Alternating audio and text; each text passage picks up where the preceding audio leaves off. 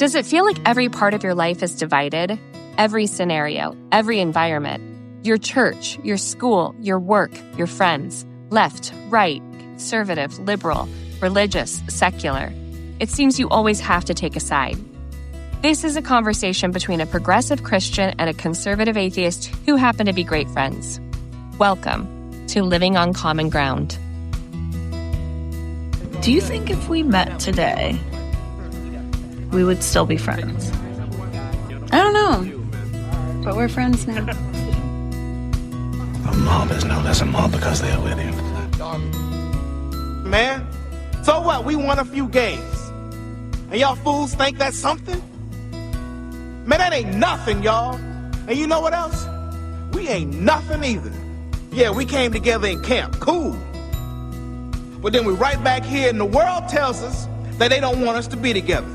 We fall apart like we ain't a damn bit of nothing, man.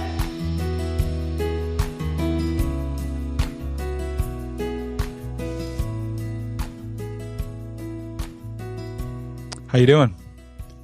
I'm good. Are we recording? Krista's gonna hit you. Awesome. Yeah, you deserve it though, probably. Mm-hmm. Usually, it's like when you're a kid and you get in trouble for something, and then it turns out you didn't actually do what you got in trouble for, and then your parents say, "Well, you probably got away with something else." That's very good. Yeah, that's a good. I don't know that I've ever used. That was used against me. I like that because I never actually did anything wrong, obviously, and so every time I got in trouble, it was an error. Uh-huh. All right, so this week, what I want to talk about is in the list of topics that we're working from. You had written that applied postmodernism is cheating.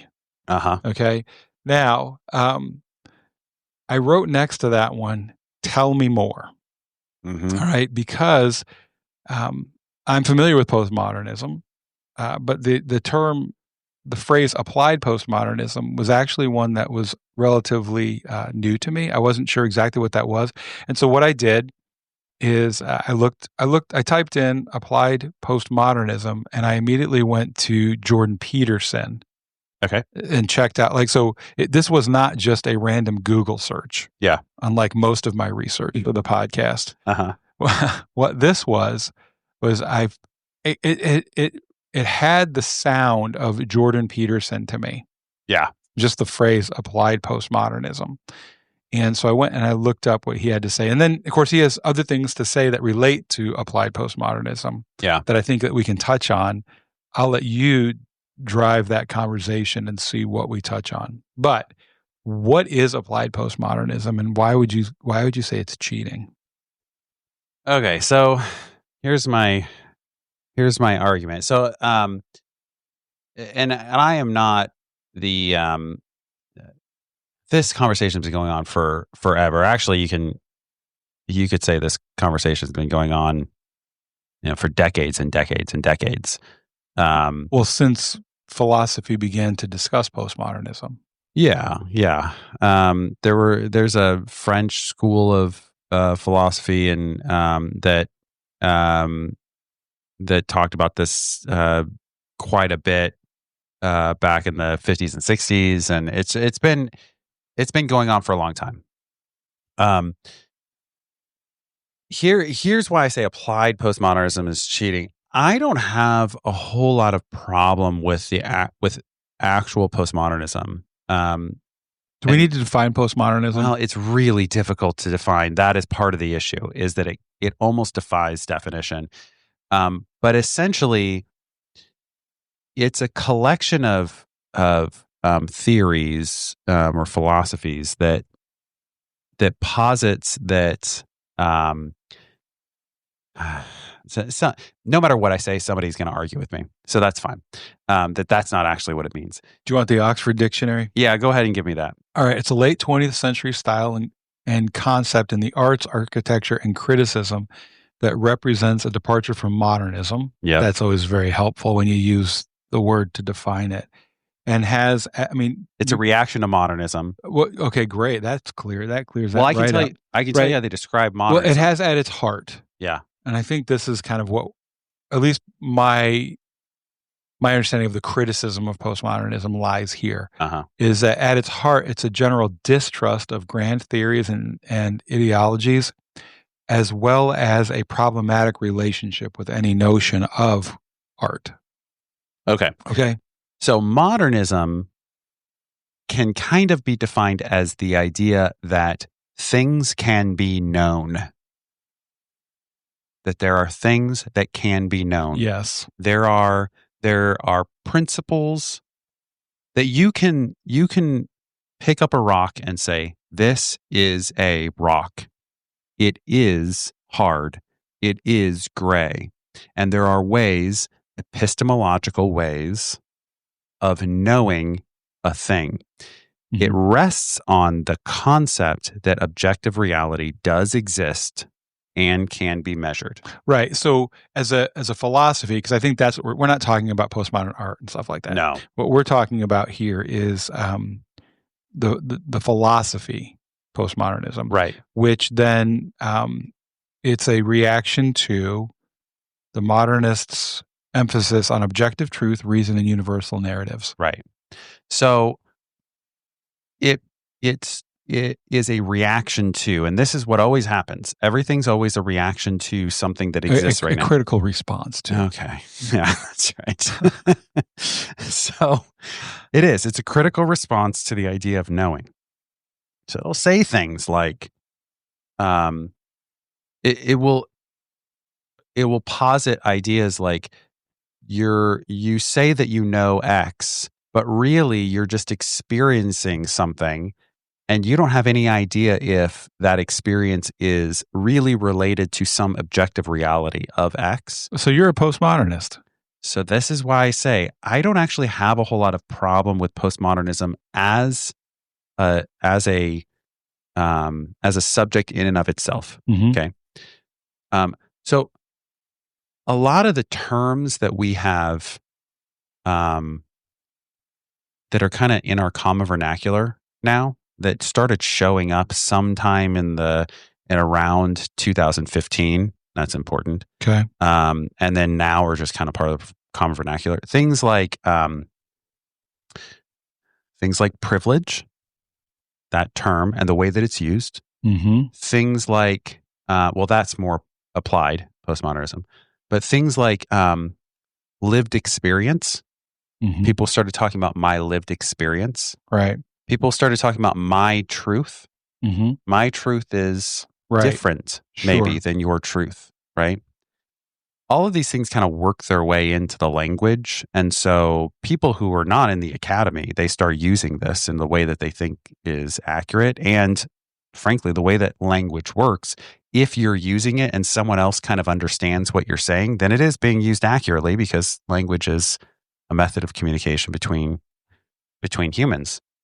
But can I give a quick example of when you use the word privilege? Mm-hmm. I think how it's shifted, where it used to be kind of like in a positive way, like you have privileges, and that should be something that you. Now, it's often carries a negative connotation. That's right. As a result of applied postmodernism. I would call it applied postmodernism. Okay. Yes. So, like for example, as a gift, and I didn't quite know how to receive it. But I said, thank you. But as a gift, That's a good way to receive a gift. Yeah, someone gave me a book that was called Understanding Your White Privilege. Mm-hmm. Thank you. Yeah. And so, it sat on my bookshelf. Again, it wasn't like I wasn't interested in reading it, but I've got so many books that I have to read that has to go down to the bottom and work its way up. Anyway, as we were moving offices this week, it was last week, one of the guys that was helping move found that book on my shelf, and he has borrowed it, and he wants to read it, and I told him that'd be great, and he can summarize it for me. Yeah. But anyway, is that kind of what you're talking about? Yes. So all of the different types of privileges. So when we were young, someone might have referred to the privileged, and in common vernacular, we knew what that meant. Now, again, someone's going to argue with me because they're going to say, well, in the academy, such and such was talking about privilege in 1992, because Kimberly Crenshaw was publishing articles about intersectionality and privilege and all that kind of stuff back in the 90s. And that's true. But in common vernacular, we would have talked about the privileged. If I said like they're privileged, what did I mean? What I love is the face that you just made when you said that nobody got to see except me. It meant that where I was talking about somebody who was like a trust fund baby, right? Right. That's what we meant when we said the privileged. Right? Yeah, it definitely did not include me. Okay, can I just say that often when we talk about the privileged, well, it used to not mean me. Right. But now it's becoming a way of referring to ourselves in a self-deprecating way sometimes. That's right. So here's applied. So let me back up for a second. Yeah, again, sorry. No, that's okay. This is good conversation. So again, postmodernism itself, I don't have a lot of problem with. Helen Pluckrose and James Lindsay wrote a book called Cynical Theories. Okay. That's a play on the term critical theories. Helen Pluckrose is great on this. She's very even. She's very even about any kind of criticisms. She's very well researched. James Lindsay actually is very good on it as well. But I like Helen Pluckrose's takes on this. And one of the things she talks about is how the actual postmodernists never really got very far, and they certainly didn't break out of the academy, partly because most people couldn't understand what the crap they were talking about. They were just unintelligible in there. And that's part of postmodernism. It's all wrapped up in there that it should be unintelligible. Because part of the issue is, I don't know from what perspective I would actually see whether my perspective is a real perspective or not. I've never been outside of my perspective. I've never seen with anybody's eyes except for mine. I feel like I've heard you give this argument before. Right. So it is unintelligible. That is true. And also, I don't see how I can escape it as a real thing. I don't have any problem with it. Here's the other thing that I see, though. The logical conclusion of that is that it's even across everyone. Everyone gets an exact value of 1. If one is to say, you can't tell me how I should feel about this experience that I had because that's my lived experience, that's true. Also, you can't tell me about my experience because that's my lived experience. You literally don't know if, under postmodern thought, you literally don't know if I am moving through the world in a way that every single person around me that sees me thinks is a completely calm, normal way of moving around the world. And yet I am under the greatest torment and misery that any human has ever experienced. You would have no way of knowing that under a postmodern thought. Right? Because you don't experience the internal experience. You have to believe what I say is my experience, right? Just like I have to believe what your experience is, if I'm going to interact on that level at all. So what about like empirical evidence? Okay, so what postmodern thought would say is, you never touch empirical evidence, ever. What you do is interact. You have an experience that interacts with something you believe is empirical evidence. You also have a priori positions that determine how you interact with that empirical evidence, that give you intuitions about it, that are prior to consciousness and prior to reason. Okay, so if you're experiencing, let's say you and I are sitting here and you're experiencing this massive inner turmoil. Yeah. But you're telling me that everything's okay. But I can look at you and I can read body language. Then I'm being told that I can't actually trust my interpretation of your body language. How would you know?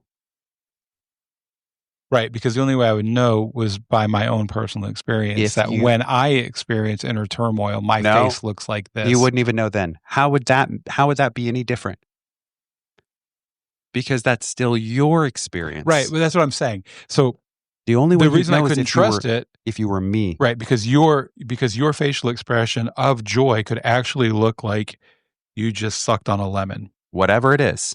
Right. The only way you could have my experience is if you were me, and if you were me, you would not be you to know you were having my experience. This is postmodernism. And you can see how frustrating it could be, right? You get into these conversations, and part of the whole thing is like, you can't have a conversation with somebody, right? It's very difficult because I'm rejecting the very idea that you could know anything that I could know, and that I could know anything that you could know. And right. So the shared experience is right out the window. There's no place to stand in order to know if you could have a shared, possibly you could have a shared experience, but you'd never know. But how would we know? This is postmodernism. Okay. This is part of postmodernism. Okay. And I don't have any problem with that. But part of what that does is it puts everyone on an even playing field. Nobody knows anybody else's experience. Okay. All right. Applied postmodernism is where you take that concept and you only apply it to certain groups of people or certain individuals, but you don't apply it to other groups of people and other individuals. So would it be more accurate to call it like selective applied? Yeah. You could say selective. You could say applied. Helen Pluckrose and James Lindsay call it applied, and then they also talk about reified postmodernism, which I don't think they need to go into, but they see as a distinction as like it's the highest good. But this is where you get these terms like intersectionality, which is the concept that the part of, and the whole, and one of the basis for critical theory, which is the concept that you can know some truths, but the only truths that you can know are the truths that come from being outside of the main society or oppressed by the main society. If you're not oppressed by a group, then you can't know what's happening because you're the fish in the water trying to talk about the water. That's the postmodernism part.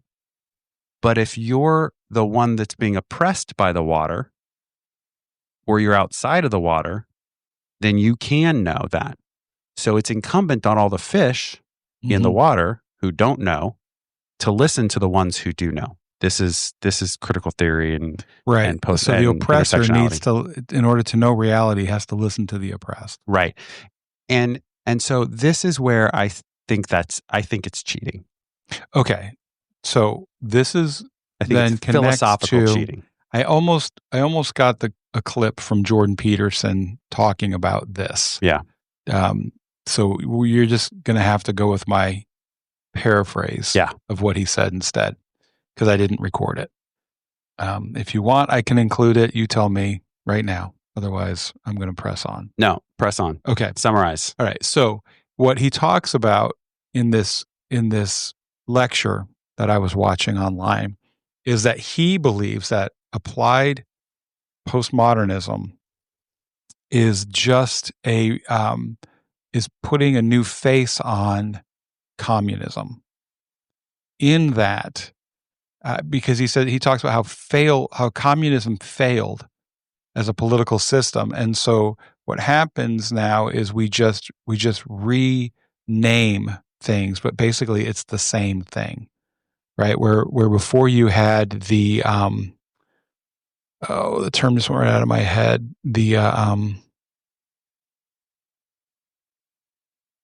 Help me out. What were the proletariat? You had the proletariat, and you had the bourgeoisie, and now we talk instead of using those terms, we use oppressed and the oppressor, but it's the same concepts.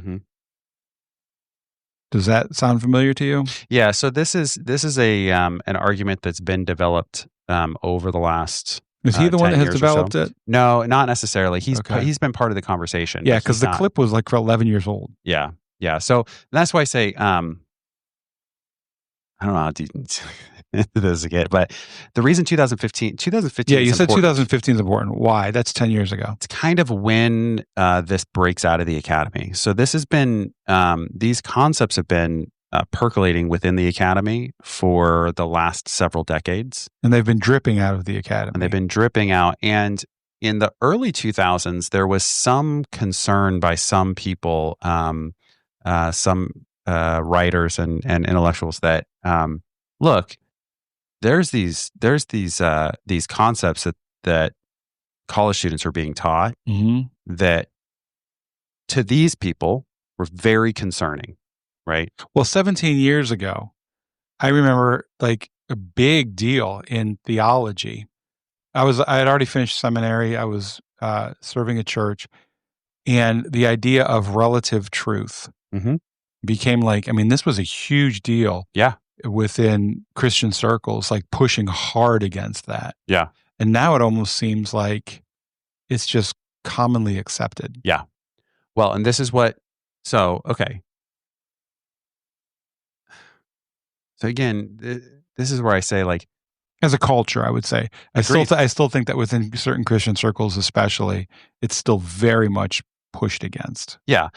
Well, and this is where I say, like, I think most of the time, the way that we talk about relative truth or relativity is again cheating. It's what's called a Mott and Bailey argument, which is I always get this wrong. I should have looked it up, but one of them is do my deep research. You can look up which one is which. I'll tell the concept, but then you can tell which one is which. It doesn't matter the name, but a Mott and Bailey was a medieval structure where you had a fortress in a center that was easily defendable, and then you had a larger area where people would hang out, and then you had kind of a ring around that. So you'd hang out in that area in the front. I think the Mott was the fortress. Here it is. Interestingly enough, because my computer is listening to us, it came up before I typed MO and it came up. The Mott and Bailey fallacy is a rhetorical tactic where someone presents a controversial claim, which is the Bailey. The Bailey, yes. And then I got it right. Then the Mott is the fortress. Yep. And then when challenged, retreats to a more defensible, often vague or ambiguous position called the Mott. Yeah. So it's very clear. Like you can here. I'll do a crude example of this. You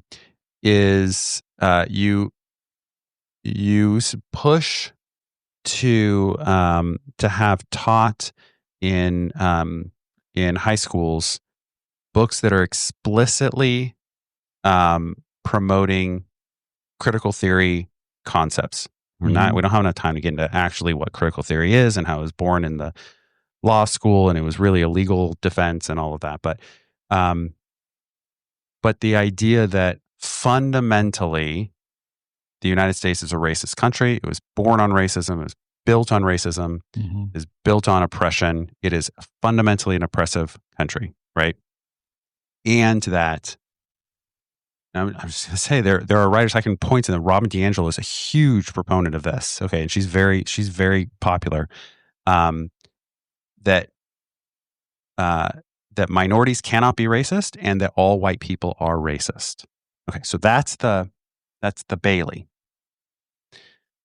You push back against the Bailey, and you'll find that people typically will retreat into the Mott of, I just want to teach history. I'm just trying to teach history and real history. Okay, and people have suffered real oppression, and right, so they retreat into the smaller, easily defensible argument. Yeah, but you can't argue against that. People have experienced racism. Sure. So that is a typical, and it's not that people who are promoting applied postmodernism or intersectionality or whatever are the only ones who do this. This is a typical argumentative. I just watched fundamentalists do that same device. Yes. Maybe, theirs was a little bit different. Theirs was the this is another topic maybe, but the straw man. I hate the straw man when you're trying to debate with somebody. Yeah. Where they build up this fake you. Yeah. And then tear that down. Yeah. And feel like they have now somehow won or made their point. So that's a little different, I think. It's a little different, but it's related. It's a rhetorical fallacy. Yeah, I was not familiar with the term Mott and Bailey. Yeah, and you can watch people do it where they'll retreat. Again, it's very simple. They'll make implications that are wide ranging and very strong, and then they'll retreat as a defense into something that's obviously true to everyone if they're pushed on it. So, at any rate, and I think that's what happens with relativity. I think people do that when it comes to relativity, and what happens is that they want to apply non-relative truth to some people, because we all do. We all want to apply some non-relative truth. Give me an example. Well, we want to say this is bad, right? We want to say, we want to say slavery is bad. Okay. Yeah. But if you're a true relativist, if you're really applying those principles, that is an impossibility to say, right? Sure. So then you get, unless of course you're the oppressed by slavery, then you're the only one that actually knows the reality. This is what the argument would be. Okay. But what I'm saying is, true relativity would say, even if I am being oppressed, I can't know that it's wrong. Right. Maybe I just have the wrong perspective. Maybe I'm not, right. I'm not making these arguments. I'm saying like, this is the relativistic argument. Sure. So if you, but you want to apply relativity. Yeah. Just to be clear, Lucas is not saying that he agrees with slavery. Maybe we should put that in bold in the notes. Yes, that is, I am not promoting slavery. I do not agree with slavery. Yep.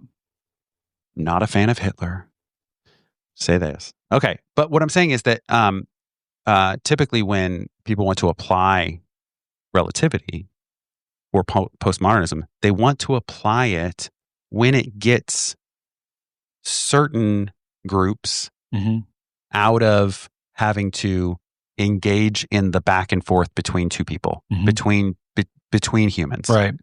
You can't tell me, you don't get to have a voice in this. And this is where people like Jordan Peterson will say, this is just another power struggle. This is an appeal to power, right?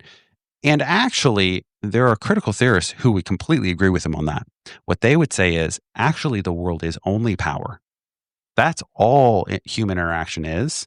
And so, yes, we agree. That's so disappointing. But they would say, that's just always the case, is that human civilization is defined by groups that have power and groups that have less power. That's what intersectionality is also. Intersectionality is the idea that there is a hierarchy of oppressor and oppressed, and every different possible grouping that you could find yourself in has some level of either being an oppressor or being an oppressed. And intersectionality is the coming together in an individual of multiple of those groups. The thing is, the groups should be under that philosophy should be infinite, like you have glasses. Like I know if you started defining the groups that you fall into, I know the groups that you would say, because of the groups that have been given to you. You would talk about how you're white. You talk about you're male, cis, heterosexual. You would talk about your socioeconomic class. You talk about the fact that you consider yourself a Christian. You talk about the fact that you're American. Those are some groups. I'm a fan of Star Wars. You're a fan of Star Wars. Those are some groups. You fall into a billion other groups that are just never talked about, because those are not ones that we care about or that some people care about. And so that's why I say I think applied postmodernism is cheating, because it takes this concept, which I think is coherent, postmodernism, and it applies it in some places and not in other places. So you feel that it's not applied enough? I think you got to stick with it if you're going to stick with it. You can And reject it. so- I think some people reject it, and that's okay. Yeah. We can have that argument. I'm not Like trying if to James think. Lindsay rejects it. He says, Yeah. we can know. We can't. He's a mathematician. Okay. He says, we can know. We can measure. He's a modernist. Mhm. Okay, I'll have that argument. But I don't think you get to jump in and jump out. That's what I'm saying. Right. When it's convenient. Okay. So a couple thoughts. One is I could see where 2 + 2 = 4, and someone would say that is something that we can actually know. But you could also argue that 2 + 2 = 4 only because we agree that it does. Base 10, that is specifically an argument that happened for like 3 years, 4 years ago. Yeah. Yeah. And, right. It was like blew up on Twitter. Well, Yeah. and the thing is too, like it's now a code word or a code phrase. What is 2 + 2 interesting for whether or not you adhere to this idea or not. Yeah. All right. And also, you can get into the whole idea then where we could run down the rabbit hole of all words are simply mouth sounds. Yep. And the only thing that actually gives it meaning is that we agree that that's what it means. And it's a dance. Right. Yeah. Which reminds me of a conversation I recently heard where a fundamentalist was asking an atheist whether or not, where does sin fit in? What does he believe about sin? And the atheist simply said, I don't believe in sin. And I loved the fundamentalist's response to that, but it's in the Bible, which that's always a convincing argument. And then his next argument was, but it's in the dictionary. And so as I'm sitting there listening to this conversation, I did not give the same response that the atheist gave, but my response would have been, there's all kinds of things that are in the dictionary that I don't believe in. And what I'm actually saying is that mouth sound is not something that I agree with. Like, I don't believe that mouth sound actually carries any weight to my understanding of reality. It doesn't describe anything in my reality. That sounds very postmodernist, doesn't it? Kind of. Yeah. So here's the question then. Do you believe that there is good and bad?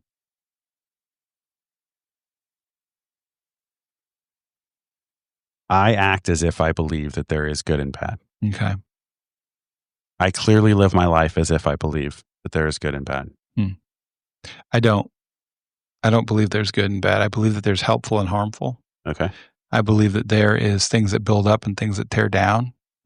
And then I think that the easiest way for us to describe those things is to use the mouth sounds good and bad. Okay.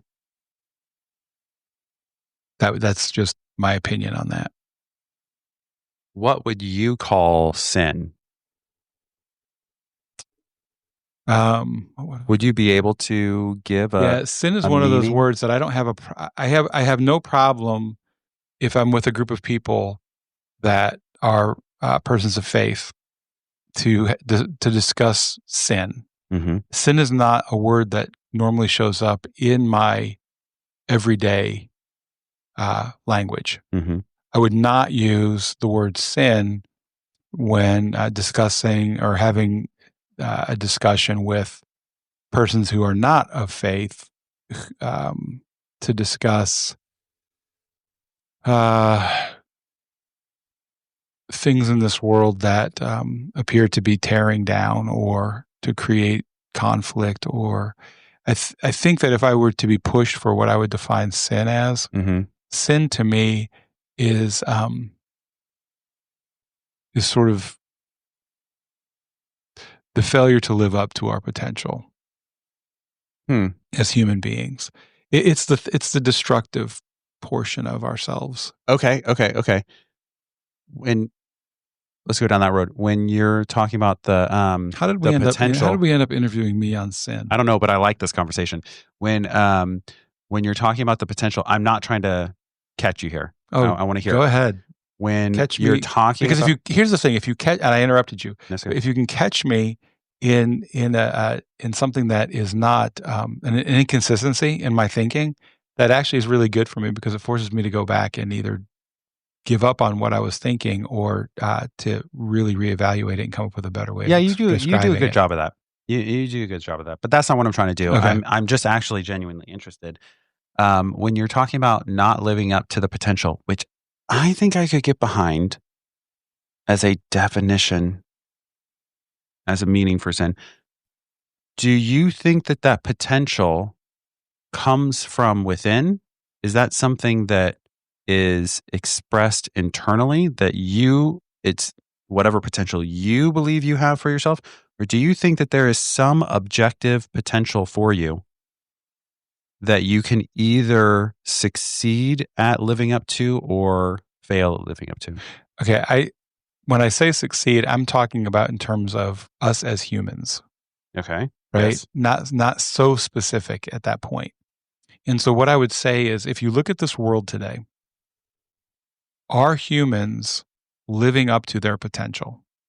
Oh, hang on. So do you think that sin applies to an individual ever?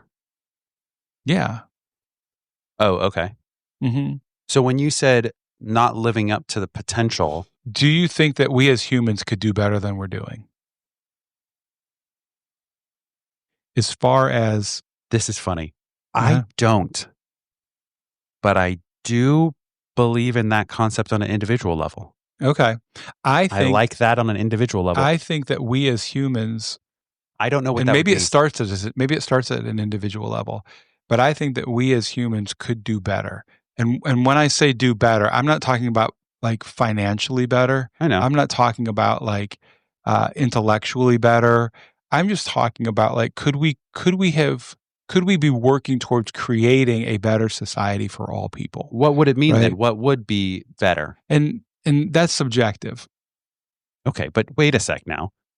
How could I just do the how could you Mott know and Bailey? Yeah, how could you know if you succeeded or failed? If there's a potential. And that's the problem, right? Okay, how could you know if we were moving toward or away from it? And that's the thing. That does become a problem. Yeah. The more general you can keep it, the more we can agree to it. The moment it starts becoming specific is when it becomes debatable. How so? What do you mean the more general? If we can all say that we think that as humans we could do better, 90% of the population is going to say, yeah, we could do better at taking care of one another. At taking care of one another. Okay. Yes. At taking care of one another. Right. Yeah. Let's just say it's that. Okay. Nietzsche's going to argue with you. Of course he is. That's why I said 90%. Because I'm wondering if Lucas is going to argue with me. So Nietzsche was a depressed individual. Uh-huh. Doesn't mean he was wrong. Well, it just means that he needed to get out and have a little more fun. Needed to get over that girl. So wasn't Nietzsche the one that ended up never speaking again and was like found hugging a dead horse? Yes, and he has he had a nightmare about a horse being like beaten and anyway. Yeah. And he read like Brothers Karamazov or something like that, and he believed that who wrote that book? Dostoevsky, yeah, that he somehow knew him. He was writing about his life. He was writing about his life. That is a very, very interesting. Oh yeah, absolutely story, but it doesn't relate. No. So, okay. So you think as humanity we can be better? I think in general humans could treat each other better than we do. Treat each other better. Mm-hmm. Okay. That there could be a greater kindness in this world now. Greater kindness. Okay. So now we're going. All right. But the thing is, the more I try to define it, the more holes that you're going to find in it, and the more that we could debate.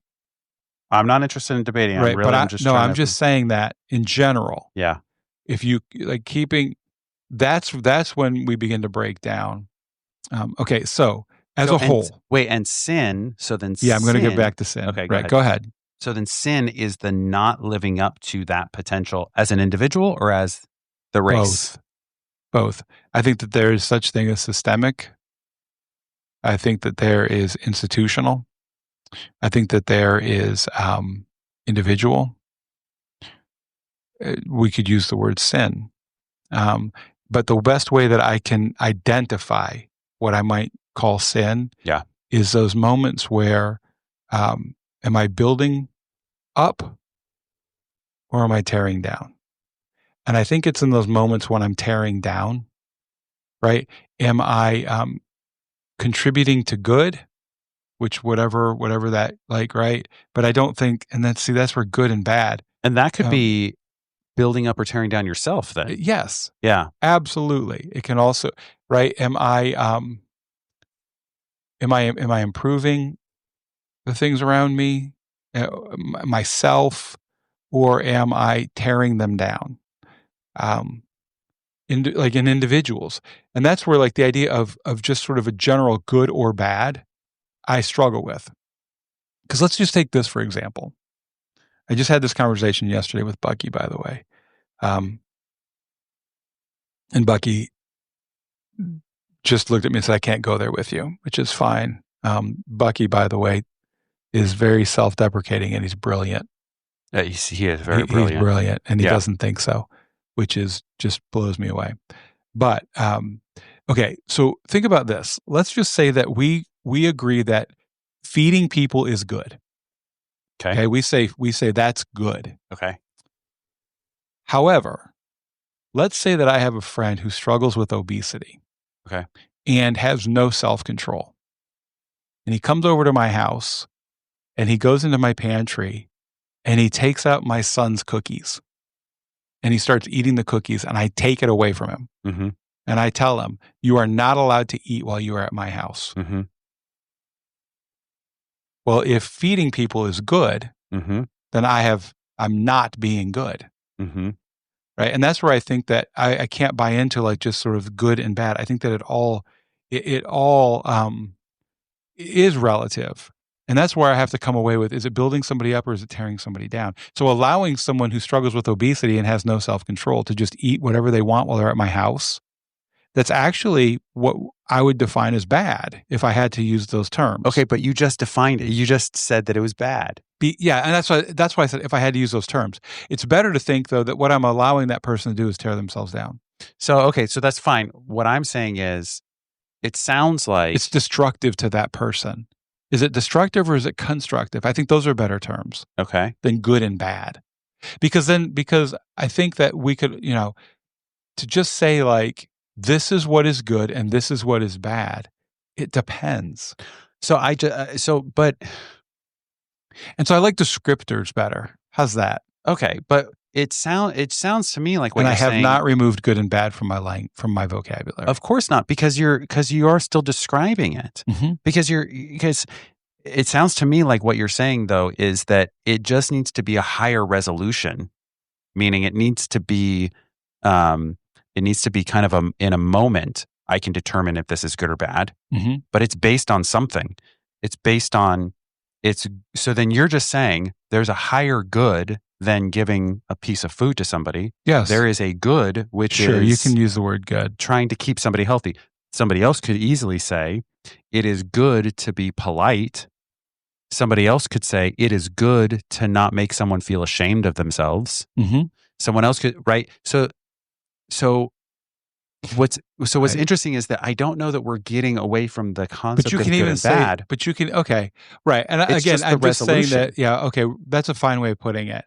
And that's where I'm saying, like, to me, it's more healthy to use like sort of descriptor words than just these words good and bad. Because you want to get more detailed. I do. I want to know exactly so to me, I don't think about, well, is that good? I think about, will that build someone up? Will that tear someone down? Is that constructive? Is it destructive? So go back to the obese friend. Yeah. Right? There would be a constructive way to keep them from raiding your pantry every time they come over. And there would also be a destructive way of doing it.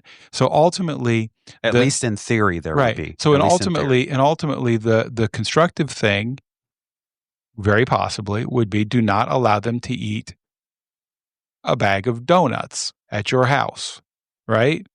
But it would be destructive if you said, hey, fat ass, don't eat the donuts, mm-hmm. right? Mm-hmm. Because you're tearing them down. Mm-hmm. But if they're a good friend of yours and you're like, hey, fat ass. No, I would say don't. If they're a good friend of yours, maybe that works. Maybe. Who knows? Who knows, right? Knows? Yes, but that is the point. We are applying principles there for different things and to determine a good and a bad. It's just more What about precise. something as dumb as that's a bad word? Yeah, that's not dumb. It's that's not dumb. That is dumb. No, it's not. See, this is the thing. Okay, here's the deal. Is dumb a bad word? It might be. It depends. And what do we mean by bad? Is it offensive? Is it not well used? Is it not a good enough description? It's socially not acceptable. And we all know when something's socially not acceptable, unless we don't, because we need to learn more about what's socially acceptable. Listen, it is true. There are some people, by the way, that will never learn what's socially acceptable. Yes, that is true, which is why I think there is a place for a low resolution good and bad. I think for maybe 70 to 80% of the human population, it's not a bad thing that religion crafts kind of a low resolution vision of good and bad. Just don't do this. Just don't murder. Okay. Just don't beat your wife. I hear what you're saying. Just don't have sex until you get married. Just don't, you know what I mean? Like, sure. I hear what you're saying. However, and I'm still I still disagree that the term bad word is dumb.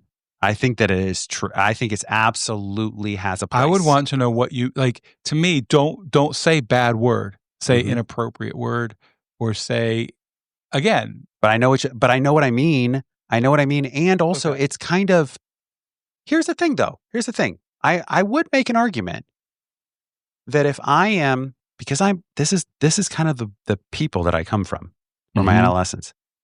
There are people who would say words in places that are inappropriate because I almost dropped an F-bomb. They friggin' know it's inappropriate. And there's some part of them that gets a little cathartic enjoyment out of dropping an F-bomb around grandma. Yep. Okay. And I'd say that's bad. That's inappropriate. Right? Because I think that there's sometimes when dropping the F-bomb is the appropriate thing to do. Absolutely. Right? It was that was a good word to use. That's right. That's right. Absolutely. Right? Yeah. Okay. That's right. So good and bad. But it is bad. It's still a bad word. No, it was a good word. And it's a good word here. Yes. And also, by the way, I'm going to say a few things. Which is why it's more important to be able to say, was it constructive? Was it destructive? Did it lift up? Did it tear down? Like what I just think, and here's why. I just want real quick. Yeah. Because we got to wrap this up. Yeah. Because you've got things to do. And I've got episodes to edit. Okay. But the problem that I have is then when we just create these categories of good and bad. Yeah. And we don't, how did you put it? I really like the way you just described that a moment ago when I was talking, a higher resolution. Yeah. Okay. Is that when someone does something that we have determined is bad. Yeah. Even if then the next step is that somehow we have to ostracize them or we have to shame them because they have done bad. Sure. And what I'm saying is that when you do that, when you begin to inappropriately shame someone, or you begin to ostracize them or villainize them, you have now done bad because you have torn somebody down. Mm-hmm. Right. And so that's why the very simple of this Judge is not. good. This is, yeah. The very simple, this is good or this is bad, I don't have much use for. I still use the words, right? But to just create like good and bad categories, I feel like it needs to be a little more nuanced. I think this somehow, in some ways, goes back to a previous episode where you had made kind of a side comment of how you can't help but think about your faith intellectually and parse it and dissect it and continue to think about it and continue to think about it and try to keep it in the front of your mind. Deconstruct and construct and deconstruct again. And I got thoughts about just the word deconstruct, by the way. And we should talk about that. And that's I mean, just to be clear, like that is something I like about you. By the way. I know. That is, it didn't bother me. It's part of what I like about you, right? It's part of the reason you and I are friends, I think, is that we connect on that level. What I'm saying is, though, I think the vast majority of people don't.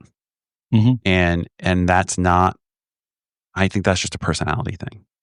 And so I think that it's useful for a lot of people to go, drinking too much is bad. Whereas I would go, well, why? In what circumstances? Did you cause any other harm? Did you debase yourself? Did you, like there's a lot of other, right? But I think that it's useful and good and fine for a lot of people just to go, drinking too much is bad. Dropping an F-bomb is just bad. Is it ever going to hurt anybody to never drop an F-bomb? No, probably not. Probably not. Now, you could get down the road of like, there's some correlation between somebody who would never drop an F-bomb and also would be really rigid and maybe cause other problems in other areas. We could have that conversation. I think that'd be interesting, But I'm just saying, like, the reason I don't have a problem with the good and bad concepts and even lower resolution probably than you would have a problem with is not because I think that it makes any sense to say, pick whatever. Dropping like an F word is a bad word. Like in and of itself, obviously it's not. I'm going to say a word, joder. That's nothing to you, right? If anybody from Spain 20 years ago, maybe their idioms have changed. It's been 20 years. Heard that, they'd be like, I can't believe that you just said that on the, like, you got to get a explicit rating. Do I need to put the E on this one? Yeah. It's essentially an F-bomb. It's not exactly, it doesn't translate, but it's like their harshest word. But it means nothing to us. So obviously these are just mouth sounds, yes, on a fundamental level. But I just think that there is usefulness in these low resolution ideas of good and bad. Just don't have sex till you get married. Well, that's going to help a lot of people. Sure. Right? A lot of teenagers. Now, people are going to point out it's going to cause a lot of shame for some teenagers. It's also going to cause a lot of people to go out and have sex because they've been told not to. And they're not going to have... Okay. I know that's the argument. Right. I know that's the argument. I'm not... We're going back to a previous episode. Anyway. All right. So do we have common ground? That's the first thing. The other thing is, what does it say about me that I'm having this sudden urge to just yell out the F word?